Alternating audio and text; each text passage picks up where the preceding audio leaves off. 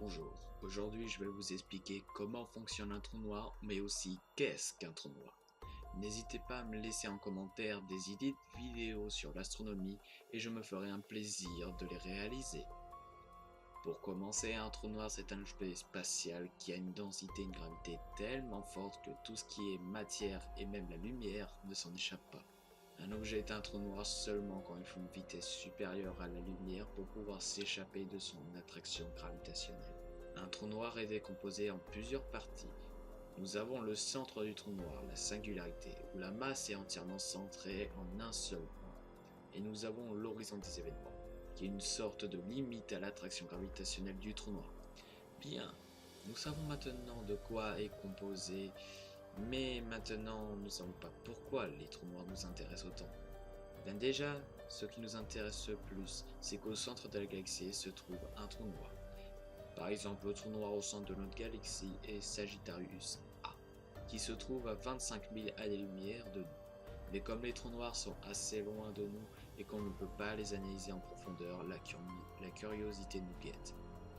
Et pourquoi pas en créer un en laboratoire? Mais pour en créer un en laboratoire, cela va sûrement demander une énergie colossale. Pour créer un trou noir, c'est assez simple, en théorie. Car tout peut devenir un trou noir. Il suffit de compresser la matière en un seul point et cela aura pour créer un trou noir. Par exemple, si la Terre gardait sa masse, mais tout sera concentré en la taille d'une bille de jeu, cela donc pourra créer un trou noir. Mais plus un trou noir est petit, plus il est énergétique, et sa durée de vie sera autant petite.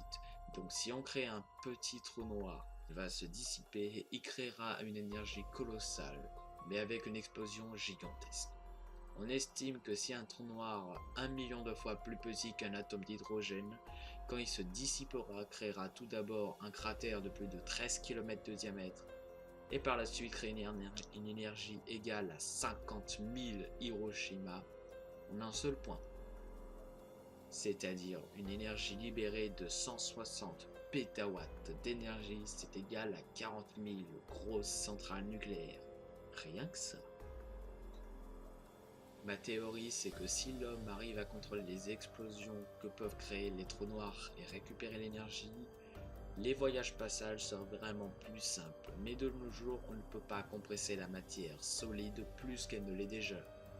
Tout cela à cause des atomes qui sont neutres de base, mais qui sont constitués de protons électriquement positifs et de neutrons électriquement négatifs. Et quand deux négatifs ou deux positifs se rapprochent, ils se repoussent violemment.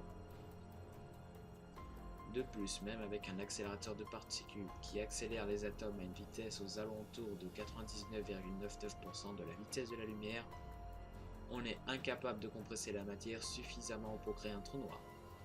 Mais qui sait ce que l'avenir nous réserve? Vous pouvez vous abonner si mon contenu vous plaît et partager mes vidéos pour vraiment m'aider à avancer.